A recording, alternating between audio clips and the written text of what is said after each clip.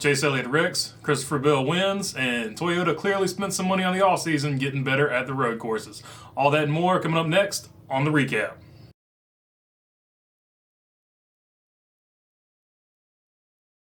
So we missed last week with the ice storms and all that, but I wanted to give a shout out to Michael McDowell and Front Row Motorsports. That was an awesome run. It's always good to see a lower budget team that doesn't have the resources as, you know, some of the factory back teams get a win like that, especially in the Daytona 500, and a guy that's been doing it for well over a decade, and Michael McDowell getting a win. It's a really cool story. So hate that I didn't, get to give him his props on that particular week, but like I said, didn't have internet, didn't have power, ice storm. But shout out to the power company and the linemen out there. They got the power back on. Awesome job. Really appreciate you guys.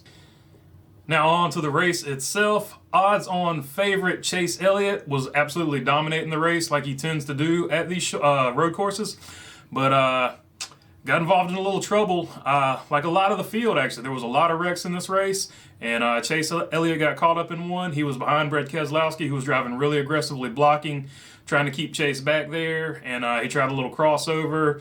When he tried the crossover, Denny Hamlin tried to fill the gap, just kind of one of them things, but that basically took out Chase's chance to win the race, and he was back there in that particular scrum because he decided to take tires on that last pit stop, which ultimately was probably the right idea, but they didn't execute the pit stop as quickly as some of the other teams, and he got shuffled back there in some of the traffic, and it is what it is. He got taken out. So the odds-on favorite and the guy that pretty much had the race in hand didn't win. Cautions, man. So it's always pretty crazy when the guy who wins the race isn't really the story, but Chase Elliott losing a road course race at this point has become the story. But on to the guy who did win the race, Christopher Bell. A lot of pressure coming into this season. He took Eric Jones's ride. He got a little bit of blowback from that. And previously he had taken Matt DiBenedetto's ride. So a little bit of pressure. This guy needs to run good because he needs to justify in some people's minds having these particular seats, and he definitely did that today. So he did what he had to do to win the race. It sort of fell into his lap with some of your favorites. Like I said, Chase Elliott getting taken out. Martin Truex had problems as well. He was probably the second fastest car. But Christopher Bell definitely had the third fastest car, and he capitalizes on those guys' mistakes, and he gets his first Cup win. So good for him. Awesome day for him. So congratulations to Christopher Bell, and congratulations to Toyota. They absolutely dominated this weekend. They had the fastest trucks, they had the fastest Xfinity cars, and they had the fastest Cup cars. They clearly spent the money this offseason on R&D for their road course package, and it is showing off because the truck race, Ben Rhodes won, but the Xfinity race is really where it showed.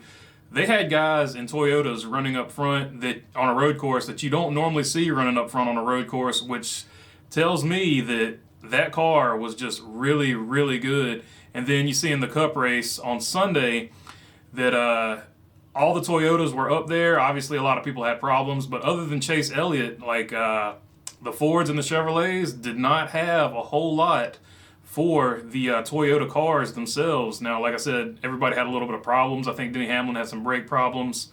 And I think even at the end of the race, Christopher Bell was having some brake problems too. But Toyota absolutely dominated this weekend. Ty Gibbs from the Cars Tour Series, he got his first win and his first start in Xfinity, so that was a pretty big deal. And Christopher Bell gets his first win also, so just really cool weekend if you're a Toyota fan. So that's actually what's cool about the sport. Last weekend, you had the underdog, a team that's not factory-backed, winning the race.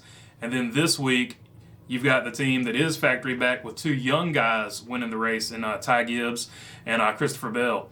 So that's just the really cool thing about the sport, I think. No matter who you are, and it's just the coolest thing about this sport, no matter who you are, you've got a chance every Sunday to win that race if you play your cards right and do what you're supposed to do, clean pit stops, don't make any mistakes, that type of deal. So just really cool to watch that, really cool weekend. All right, and that's all I got. If you like the content, don't forget to subscribe down below and like the video. It helps us a lot. All right, until the next one.